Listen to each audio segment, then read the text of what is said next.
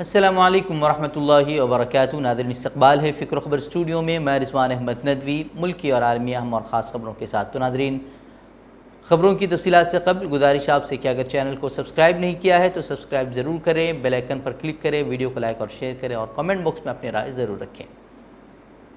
اب عدالتوں کا حال بھی عجیب ہو گیا ہے کہ بی جے پی رہنماؤں کے بھڑکاؤ بیانات میں ان کے چہرے کی مسکراہٹ انہیں نظر آ جاتی ہے اور حکومتی غلط پالیسیوں کے خلاف اپنی آواز بلند کرنے والوں کے محبت کے جو بول ہیں ان میں نفرتوں کا اینگل عدالتوں کو نظر آ رہا ہے۔ عدالتیں کس قدر آزاد ہیں اس کی مثالیں بھی اب دیکھنے کو مل رہی ہیں۔ ہیڈ سپیچ اگر مسکرا کر کی جائے تو جرم نہیں ہے، اس طرح کے تبصرے کرنے والے عدالت نے اب عمر خالد کی ضمانت عرضی کو مسترد کرتے ہوئے کہا ہے کہ ان کی تقریر اشتعال انگیز تھی۔ ساتھ عدالت نے عمر خالد کو گاندھی اور بھگت سنگھ کا حوالہ دیتے ہوئے بھی سرزنش کی۔ عدالت نے عمر خالد کی اس بات پر اعتراض ظاہر کیا جس میں انہوں نے کہا تھا کہ آپ کے آباء و اجداد یعنی کہ آر ایس ایس کے جو لوگ ہیں ان کو لے کر انہوں نے اس میں بات کی تھی کہ وہ لوگ انگریزوں کی دلالی کرتے تھے۔ عدالت نے پوچھا کہ آپ کی بات سے لگتا ہے کہ انگریزوں کے ساتھ صرف ایک طبقہ جنگ لڑ رہا تھا۔ عدالت نے سوال کیا کہ کیا بھگت سنگھ اور گاندھی جی نے ایسی زبان استعمال کی تھی؟ ویسے جو زبان عمر خالد نے استعمال کی تھی اسے آپ کو سن لینا چاہیے اور خود فیصلہ کرنا چاہیے کہ آزاد ہندوستان میں کون کتنا آزاد ہے۔ ویسے گاندھی اور بھگت سنگھ کے حوالے بی جے پی رہنماؤں کی اشتعال انگیز اور ملک کو بانٹنے والی تقاریر پر عدالتوں کی طرف سے کیوں سامنے نہیں آتے اس کا ہمیں کوئی علم نہیں ہے۔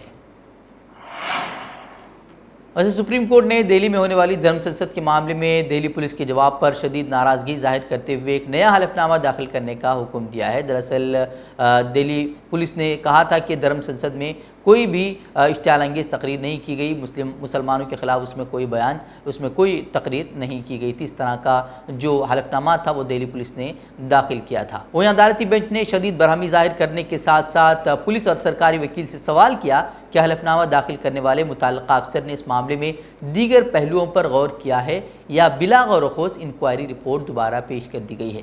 انہوں نے سوال کیا کہ کیا اس معاملے میں دہلی پولیس کے افسران نے دماغ کا استعمال کیا ہے یا پھر ایسے ہی رپورٹ پیش کر دی گئی ہے۔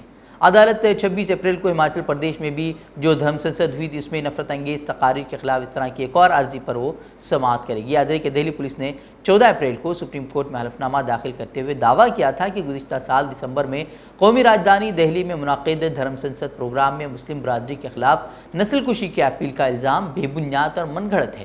دہلی پولیس نے یہ بھی کہا تھا کہ شکایت بے بنیاد ہونے کے سبب اس کیس کو بند کر دیا گیا ہے۔ ویسے ایک طرف فلموں کے ذریعے کس طرح کی نفرتیں پھیلائی جا رہی ہے وہ ہم لگاتار دیکھ رہے ہیں کہ دی کشمیر فائلز فلم کا ہندوستان بھر میں کیا اثر ہوا، تو دوسری طرف فلم انڈسٹری سے جڑے کچھ لوگ ایسے بھی سامنے آ رہے ہیں جو کہ سمجھ رہے ہیں کہ نفرتوں کا انجام کیا ہونے والا ہے۔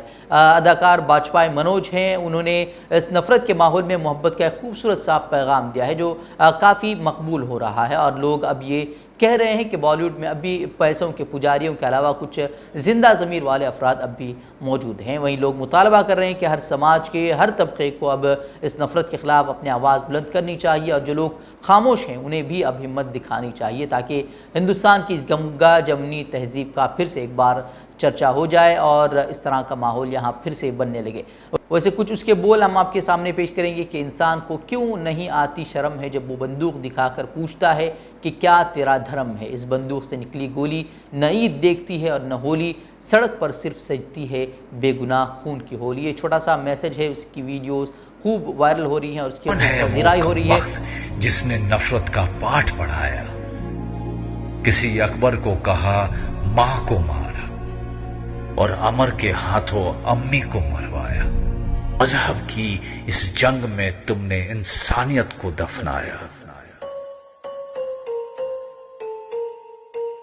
ویسے واقعی اس نفرت کے ماحول میں صرف محبت ہی ایک ایسی چیز ہے جسے عام کرنے کی اب ضرورت ہے، ورنہ نفرتوں کی کالی گھٹائیں جو ہیں وہ تو پوری ہندوستان کی فضا کو تاریک بنا ہی رہی ہیں۔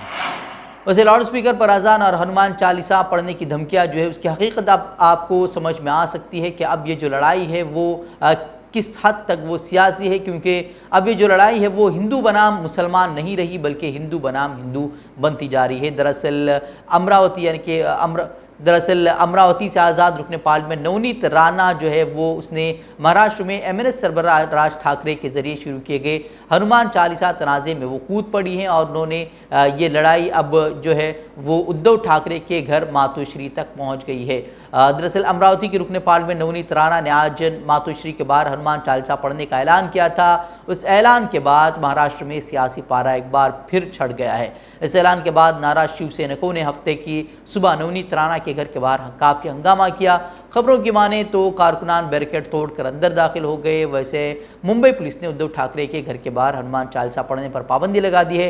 मुंबई पुलिस ने वाज़ेह किया कि अगर नवनीत राणा और उनके शौहर अपने घर से बाहर आने की कोशिश करते हैं तो उन्हें बाहर नहीं जाने दिया जाएगा और अगर उन्होंने ज़बरदस्ती की तो फिर पुलिस कार्रवाई करेगी। वहीं मरकज़ी हुकूमत ने नवनीत राणा को वाइस ज़ुमरे की सिक्योरिटी फराहम कर दी है। वैसे आप ही समझ सकते हैं कि सियासत के लिए किस तरह के खेल खेले जा रहे हैं और भक्त बेचारे वो सुबह से शाम तक इसी मुहिम का हिस्सा बने रहते हैं। अब यहाँ मुसलमान तो कहीं एहतिजाज कर नहीं रहा है, अब ये खुद ही आपस में एक दूसरे के साथ लड़ मर रहे हैं और एक दूसरे के दुश्मन बने बैठे हैं। वैसे हम तो यही कहेंगे कि भाई मुसलमानों को मिटाने और इस्लाम को मिटाने की साजिशें जितनी भी की जाएं ऐसे लोग हमेशा मुँह की खाएंगे ही, लेकिन बस हमें अपने दीन पर जमे रहने की ज़रूरत है, खुदा से दुआएं मांगते रहने की ज़रूरत है। रमज़ान का महीना है, अल्लाह ताला से दुआ करें, हालात के सुधरने की दुआएं करें और मुल्क के अमन अमान के लिए दुआएं करते रहें। वैसे एक तरफ तो शिवसैनिक और हिंदुत्ववादी लीडर एक तरफ लड़ रहे हैं तो वहीं कर्नाटक में एक अलग हिराग अलापा जा रहा है। अब यहाँ हिंदू तंजीमें हफ्ते से रियासत भर में अजान के खिलाफ घर घर मुहिम चलाने की तैयारियों में लगी हुई हैं। वैसे श्री राम सेना ने मुहिम का ऐलान किया है कि अब वो इस मुहिम के तहत हिंदू कारकुनान जो हैं वो लोगों में बेदारी पैदा करने के लिए हर घर तक जाएंगे और वहाँ उन्हें बताएंगे कि मसाजिद किस तरह से अजान के लिए लाउड स्पीकर का इस्तेमाल करके अदालती हिदायत की खिलाफ वर्जी कर रहे हैं और उन्हें यानी कि हिंदुओं को उसके खिलाफ कैसे आवाज़ उठानी चाहिए। वो हिंदू तंजीमों ने मसाजिद से लाउड स्पीकर खाली करने के लिए 9 मई तक मोहलत दी है और कहा है कि अगर वो नाकाम हो जाते हैं तो हिंदू तंजीमों ने हनुमान चालीसा, श्री राम जया रामा मंत्र और दूसरी जो उनके मंत्र हैं उनकी दुआएं जो है वो सुबह 5 बजे से रियासत भर के तमाम मंदिरों में लाउड स्पीकर के ज़रिए वो चलाने की उन्होंने मनसूबा बनाया है। वहीं इस मामले में कर्नाटक के वज़ीर आला बसवराज बोम्मई का कहना है कि पुलिस स्टेशन की सतह पर अमन मीटिंग के ज़रिए अजान तनाज़े को हल करने के अहकामात उन्होंने दे दिए हैं। उन्होंने कहा कि तमाम को कानून पर अमल करना चाहिए। हाईकोर्ट ने अजान पर हुक्म दिया है, उसकी बुनियाद पर ही एक सर्कुलर पहले ही जारी किया जा चुका है। इस हुक्म के तहत डेसिबल की सतह भी बताई गई है। वहीं डायरेक्टर जनरल ऑफ पुलिस पहले ही सर्कुलर जारी कर चुके हैं। मुंबई ने इस पूरे लाउड स्पीकर तनाज़े को जो है वो आपसी अमन मीटिंग के साथ ही उन्होंने हल करने पर जोर दिया है। वही तरफ लाउड स्पीकर पर तनाज़ा चल रहा है तो दूसरी तरफ कई मसाजिद में लाउड स्पीकर की आवाज़ को या तो इंतहाई कम कर दिया गया है या फिर उसके इस्तेमाल को महदूद कर दिया गया है। मुंबई से भी खबर आ रही थी कि 70% से ज़ायद मसाजिद में उन्होंने लाउड स्पीकर की आवाज़ को जो है वो कम कर दिया है। उत्तर प्रदेश वाक़ मथुरा की शाही ईदगाह मस्जिद में भी 22 अप्रैल के रोज़ कल यानी कि नमाज जुमे के दौरान कुछ ऐसा ही नज़ारा देखने को मिला। शाही ईदगाह मस्जिद के इमाम ने बग़ैर माइक के ही जुमे की नमाज़ पढ़ाई और नमाजियों को उससे कोई दिक्कत भी नहीं हुई। बताया जा रहा है कि ईदगाह में लाउड स्पीकर के इस्तेमाल को बंद करने का फैसला मस्जिद इंतज़ामिया ने अपनी मर्ज़ी से लिया है। दरअसल वज़ीर आला योगी आदित्यनाथ के ज़रिए सभी मजहबी मकामात पर लाउड स्पीकर की आवाज़ उतनी ही रखने को कहा गया था कि इहाते से बाहर के लोग उससे मुतासिर न हों। इस अपील के मद्देनज़र मथुरा में श्री कृष्ण जन्म स्थान पर लाउड स्पीकर की आवाज़ कम कर दी गई थी, जिसके बाद मथुरा की शाही ईदगाह मस्जिद ने भी खैर सुगाली को फ़रोग़ देते हुए लाउड स्पीकर का इस्तेमाल महदूद करने का कदम उठाया है। बस आलमी ख़बरों की तरफ बढ़ते हुए आपको बताएंगे कि किस तरह से इजराइली फ़ौज किस तरह से मुसलमानों को निशाना बना रही है। मस्जिद अक़सा में नमाज़ अदा करने वालों को किस तरह से वो जुल्म व तशद्दुद का निशाना बना रही है। और बताया जा रहा है कि जुमे की नमाज़ जब लोग अदा करने वहाँ पहुँचे थे उन्हें मुंतशिर करने के लिए ड्रोन के ज़रिए आंसू गैस उन पर छोड़ दी गई थी, जिसके नतीजे में जो है सैकड़ों नमाजियों की हालत गैर हो गई और मुतअद्दिद नमाजियों को दम घुटने के बाइस फील्ड अस्पताल मुंतकिल किया गया। इजरायली फ़ौज अपनी रिवायती दहशतगर्दी का मुजाहरा करते हुए मस्जिद अक़सा में घुस गई थी और नमाजियों पर उन्होंने लाठी चार्ज कर दिया था। रबर की गोलियां उन पर बरसाई गई, जिससे मुतअद्दिद फ़लस्तीनी जो है वो ज़ख्मी हो गए। वहीं दूसरी जानिब मगरबी किनारे में भी इजरायली मज़ालिम के खिलाफ एहतिजाज करने वाले मुजाहिरीन और इसराइली फ़ौजों के दरमियान झड़पें हुई हैं, जिसमें भी कई सारे लोग ज़ख्मी हुए हैं। बता दें कि गुज़िश्ता कई दिनों से इस तरह का हंगामा जारी है और इस तरह मुसलमानों को जुल्म व तशद्दुद का निशाना बनाया जा रहा है और उन पर हमले के جا رہے ہیں اسرائیلی پولیس کے ذریعے سے، جس طرح سے حملے ہو رہے ہیں اس کی ویڈیوز بھی منظر عام پر آ رہی ہیں، اور اس کے آپ ویڈیوز لگاتار شاید آپ سوشل میڈیا پر اس کو دیکھ رہے ہوں گے۔ ویسے ہندوستان ہو یا دوسرے ممالک ہوں، وہاں ٹک ٹاک ایپ کا کس طرح سے استعمال کیا جاتا ہے، اس کو کس طرح سے گانے، ناچ اور اس طرح کے لیے جس طرح سے نوجوان اس میں گھرے ہوئے ہیں وہ ہم دیکھتے ہیں، لیکن فلسطینی اس کا کس طرح سے استعمال کر رہے ہیں یہ جان کر آپ کو حیرانی ہوگی۔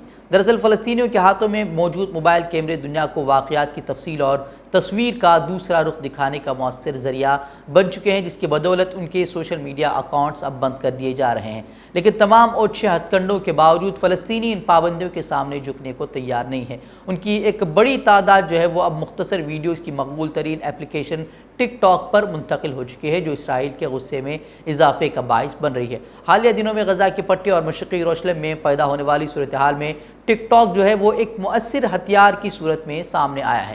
اس اپلیکیشن پر فری فلسطین مسلسل ٹرینڈ کرتا رہا ہے، جبکہ ٹک ٹاک نے فلسطینیوں کے متعدد اکاؤنٹس کی بند کرنے کی اسرائیلی درخواستوں کو مسترد کیا ہے، جن پر اسرائیل نے اشتعال انگیز مواد پوسٹ کرنے کا الزام عائد کیا تھا، جبکہ فیس بک ہو یا دوسرے جو پلیٹ فارم ہیں، سوشل میڈیا پلیٹ فارم ہیں، انہوں نے ان الزامات کی بنیاد پر بہت سارے فلسطینیوں کے اکاؤنٹس کو بند کر دیا تھا، جس کی وجہ سے ان کی جو صحیح صورتحال تھی وہ لوگوں تک پہنچ نہیں پا رہی تھی۔ لیکن اب ٹک ٹاک کے ذریعے وہ یہ جو اپنی صورتحال ہے، وہ وہاں کی صورتحال ہے، جس طرح سے ظلم ہو رہے ہیں، وہ تمام چیزیں وہ ٹک ٹاک کے ذریعے اب دنیا تک اسے پہنچا رہے ہیں اور دنیا تک اپنا پیغام پہنچا رہے ہیں۔ ویسے کسی بھی چیز کا اگر غلط استعمال کیا جائے تو وہ وبال بن جاتی ہے، اور اگر اس کا صحیح استعمال کیا جائے تو پھر وہ انقلاب برپا کرتی ہے۔ تو اسی طرح کی اب ٹک ٹاک کے ذریعے کس طرح سے فلسطینی اپنی جو آواز بلند کر رہے ہیں، وہ بھی کافی ایک حد تک جو ہے وہ سیکھنے کی بات ہے کہ کس طرح سے ہم ہر پلیٹ فارم کو کس طرح سے صحیح طریقے سے استعمال کر سکتے ہیں۔ تو ناظرین، آج کی خبروں میں اتنا ہی، کل پھر ہوگی ملاقات مزید خبروں کے ساتھ، تب تک کے لیے اجازت دیں۔ السلام علیکم ورحمۃ اللہ وبرکاتہ۔